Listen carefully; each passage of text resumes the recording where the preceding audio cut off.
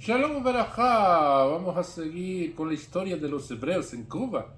Y estamos en el estudiante hebreos y continuamos con el estudio del círculo de estudiantes hebreos y precisamente su publicación en julio de 1929 por un artículo de Fyodor Balbe, que fue el director de la revista El Estudiante Hebreo, que se titula Una fruta más en el gran árbol hebreo. Y dice así: se parece a un sueño. Hace 5 o 6 años que la colonia israelita comienza su historia en Cuba. Me refiero a los que que en grandes masas empezaron a llegar a las bellas playas de Cuba. La colonia empezó a describir una nueva hoja en la gran historia hebrea. No es nuevo para nosotros, cada siglo y cada medio. Nuestra nación tiene que empezar nueva vida en países distintos. Muchas veces la mayoría de los países, al empezar a sembrar la semilla de nuestro árbol cultural, los vecinos que teníamos alrededor nos estorbaron diciendo que estábamos sembrando veneno. ¿Qué hicimos nosotros? Sembramos con la sangre de nuestros hijos. Abonamos la tierra de aquella semilla para que crezca el árbol. Al final, cuando el árbol creció y empezó a dar los frutos, aquellos mismos vecinos que gritaron que estábamos sembrando veneno se lo comieron. Y a nosotros no nos dejaron ni tan siquiera tocarlo. ¿Qué hicimos nosotros? En las noches oscuras, llenos de temor, quitamos una rama del árbol que nosotros sembramos y que con la sangre de nuestros hijos abonamos, y ocultándonos salimos para otras tierras para sembrarla. Dios quiera que aquí en la bella Cuba, en donde nuestros vecinos los cubanos nos recibieron con tanta nobleza, aquí nos dieron una libertad absoluta para sembrar nuestro árbol cultural, sea la última etapa de nuestra colonia. Ahora bien, ¿qué tenemos que hacer nosotros, los herederos de aquella nación de sembradores, que nuestro destino es de ser sembradores de un árbol nuevo en país nuevo? Ustedes saben, mis hermanos Askenazim y Sefaradín, que no basta con poner la semilla en la tierra, hay que cultivarla, hay que abonarla, hay que regarla de vez en cuando, para que no se seque, y para un trabajo de esta clase hay que tener colectividad. Este gran árbol no es propiedad de nadie y tiene que ser atendido por todos. No es trabajo solamente de agrónomos, digo, digo por todos, no es trabajo solamente de agrónomos, quiero decir, al cuidado de la nueva marcha de nuestra colonia. No es el trabajo de nuestras cabeceras de la colonia, sino de cada judío, pobre o rico, culto o ignorante, Askenazim o Sefaradín. Ya poco a poco empezamos a llegar a la unión de los hermanos Askenazim y Sefaradín, que hasta hoy estaban separados como dos naciones ajenas. Atravesando la historia judía, vemos la significación de las fiestas hebreas, que casi cada una de ellas, históricas y judías, es un símbolo de unión entre nuestros hermanos. En la fiesta de Pesach se unieron los hebreos en Egipto. En la fiesta de Shavuot se unieron los hebreos para recibir la Torá.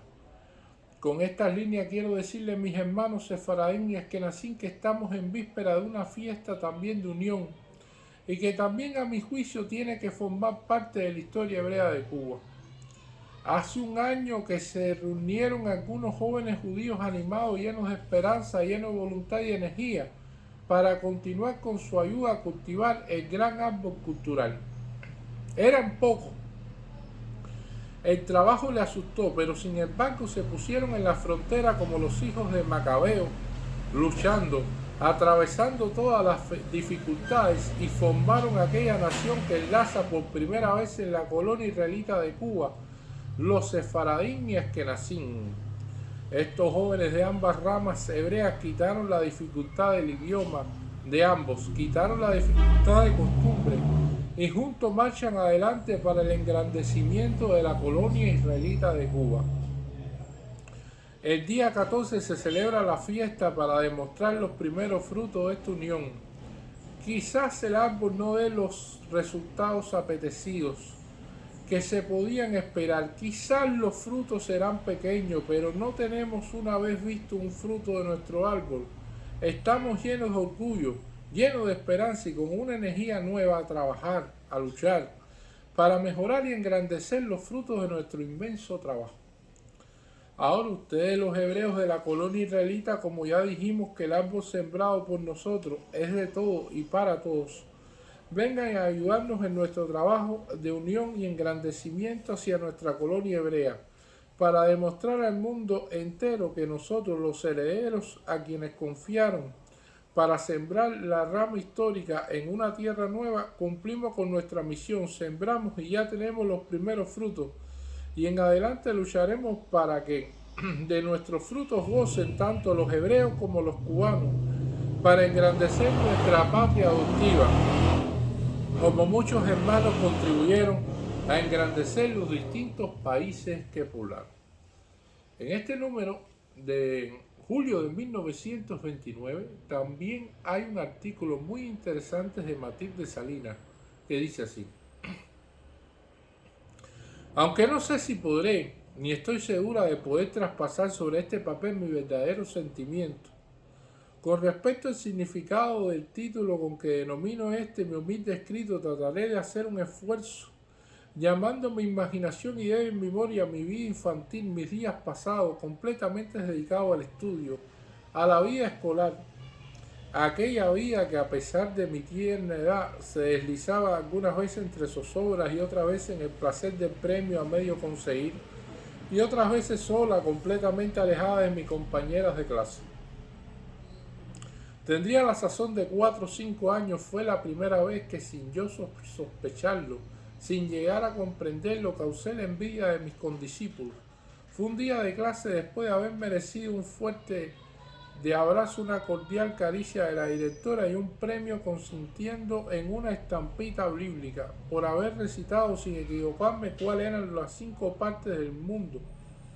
En la alegría de verme así halagada y querida por la directora, olvidé por un momento a mis compañeros y miraba extasiada la imagen con que la directora me hacía tan feliz y con la que fue después, muy a mi pesar, causa de no ver más que rostros enemigos entre mis sinceras amigas. Nadie me quería, todas despechadas, ver que la directora me prefería, muchas de ellas se burlaban de mí e inconscientemente me harían hasta en mis más tiernos sentimientos infantiles. Oh, cuánta lágrima amarga derramé, lágrimas de mi tierna y amante madre se encargaba de endulzar con sus besos. Los años pasaban entre la alegría y el placer. En clase los momentos más sublimes para mí eran aquellos en los cuales la maestra nos deleitaba con la lectura de un capítulo, una de aquellas anécdotas ejemplares que tanto abundan en los libros de lectura e instrucción primaria. Mientras ella leía, yo escuchaba su voz melodiosa, con entusiasmo tal que mi pensamiento se elevaba a regiones desconocidas, fantásticas, inconcebibles en la vida real. Me imaginaba ser yo a la historieta y se refería. Deseaba que en aquel momento de ilusión no acabase jamás. Tuviese hambre, sed o cualquier dolencia, que me importaba lo esencial era escuchar y aprender. No lo duden, amigos míos, que lo que lograba era tanta mi ansia de aprender, era tan grande mi deseo de elevarme a la altura de mi maestra, porque se me olvidaba decirle que mi afán era ser maestra de escuela, aunque no me cansaba. Pero desencanto, la suerte por este lado me fue adversa. La guerra, la gran guerra balcánica, la precursora de la guerra europea estallaba. No olvido jamás la fecha tan tristemente memorable para mí del 15 de julio de 1912, cuando todos los pequeños países de la península balcánica estaban en la fusión. Los colegios fueron clausurados por el gobierno búlgaro después de la invasión de sus tropas en territorio turco en nuestra pequeña pero muy digna ciudad de Kirklis. Al ver aquel desastre tan grande, al ver mi aula a la que yo pertenecía convertida en sala de enfermos, los pupitres amontonados con el desdén de un rincón de los jardines, mi corazón se relevaba. Maldecía una y mil veces a los causantes de tantos desastres ¿Y yo qué hacer? ¿Qué hacer para que tantos contratiempos no olvidar aquellos que con tanto afán y tanto sacrificio aprendí? Una idea bien llora vino a mi memoria. Me constituí en maestra de mis dos hermanas todos los días después de terminar nuestras faenas domésticas. Entramos en nuestro cuarto de estudio y ahí hacía mi papel de maestra y le advierto que a pesar de mi pocos conocimientos lo desempeñaba a las mil maravillas. Era mi mayor encanto enseñar y al mismo tiempo aprender.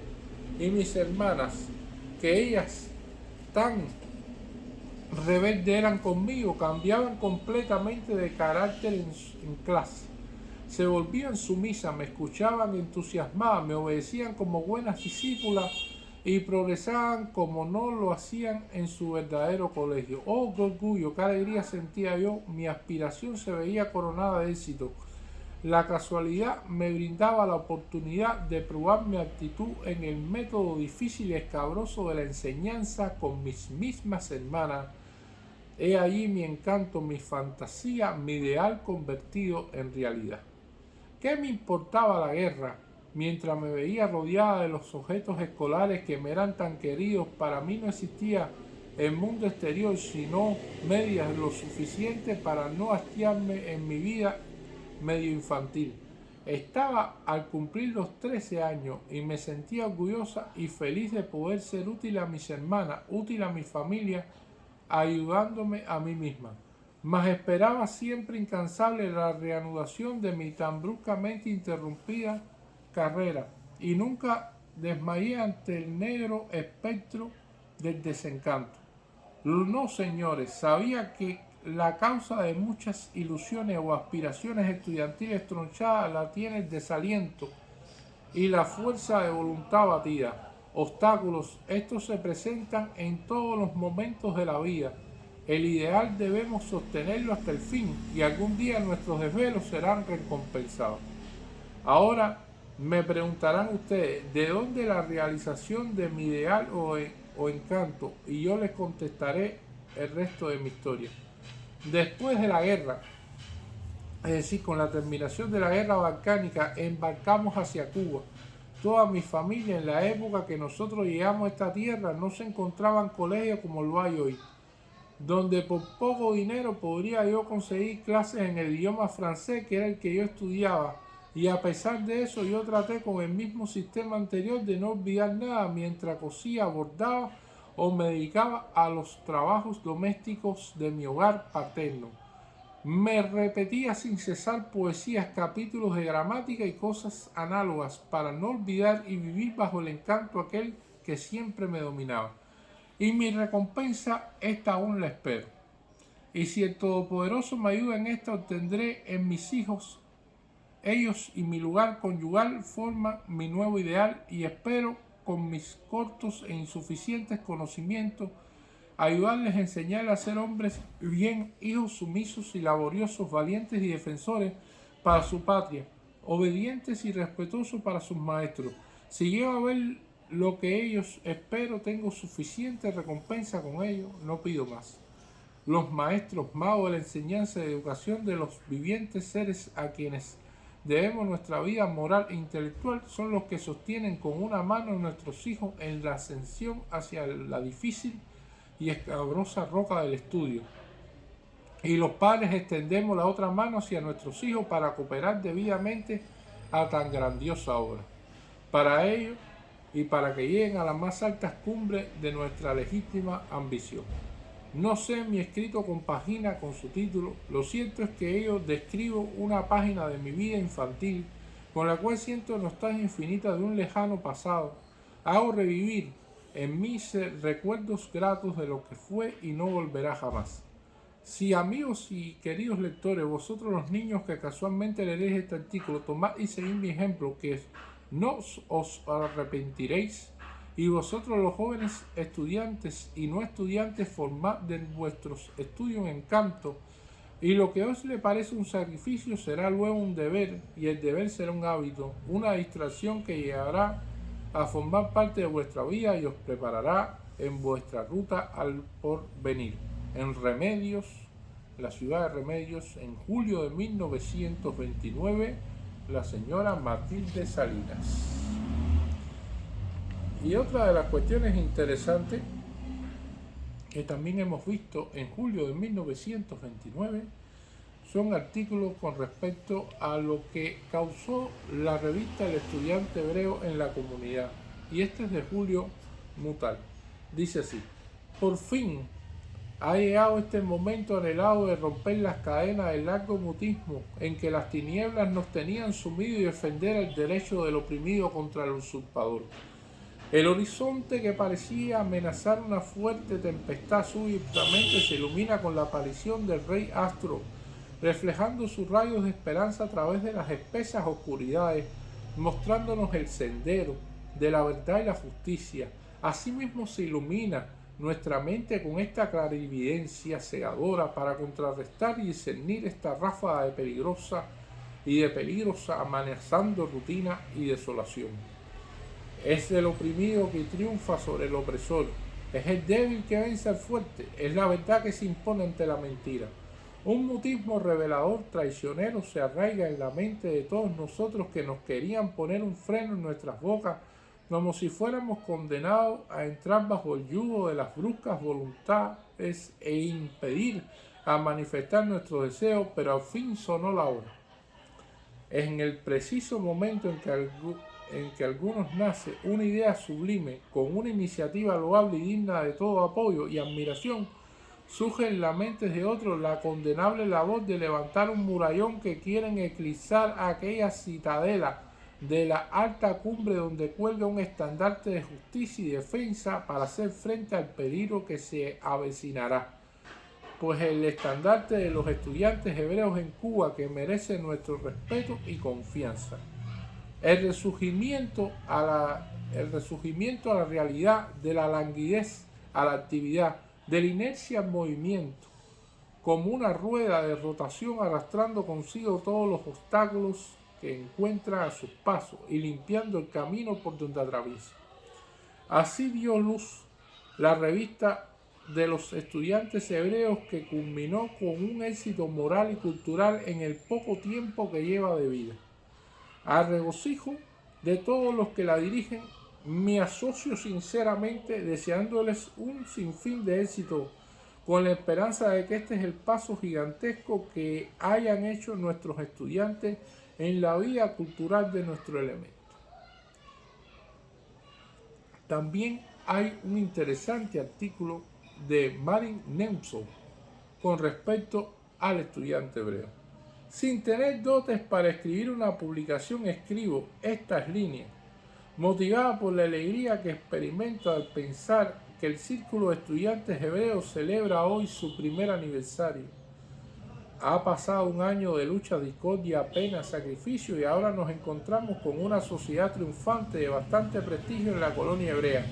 Una sociedad que ha sabido ganar este prestigio con su trabajo y entusiasmo. El año pasado, un grupo de jóvenes, alumnos de segundo y tercer año de bachillerato, concibió la idea de fundar una sociedad en la cual podría reunir a todos los estudiantes hebreos de La Habana y ayudar a los que carecen de muchos medios para cursar sus estudios. Estos jóvenes sin experiencia, con solo la buena voluntad y optimismo, empezaron a trabajar para obtener permiso y local para esta sociedad.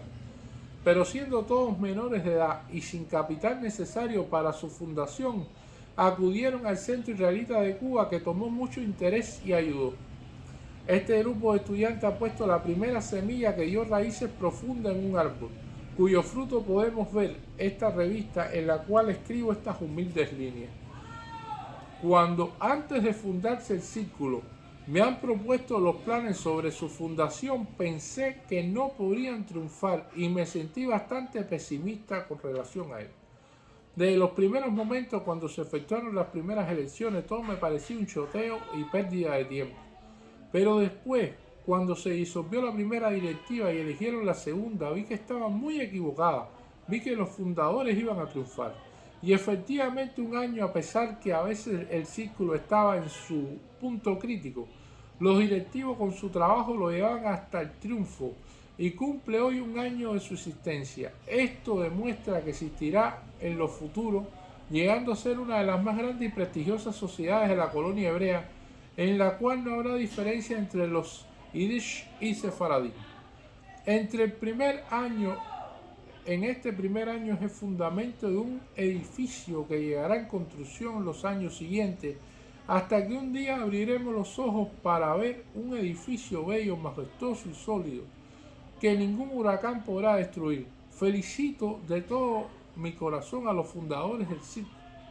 Que tengan fuerza y ánimo para continuar la labor empezada, y llegará un día cuando después de estudiantes podremos ver el círculo grande y poderoso. Mary Nelson, julio de 1929. Aquí yo quería compartir una lista interesante de los alumnos de la colonia hebrea de Cuba que obtuvieron calificaciones de sobresaliente en los distintos años que estaban cursando en el instituto, en el curso preparatorio Línea Barú. En primer año del instituto, José Drullán, Hortensia Salinas, Alberto Salinas Mitrani, José Besolewski y Moisés Ragor obtuvieron sobresaliente. En el segundo año, Sara Nenzo y Moisés Ditz. En el tercer año, María Nenzo, Alberto Bilba y Oscar Grostein. En el cuarto año, Vitali Mitrani y Víctor Mitrani. En la Universidad Premédica, Raúl Maya, y en la Pedagogía de segundo año, Clara Chenet, y esto es en julio de 1929. Muchas gracias.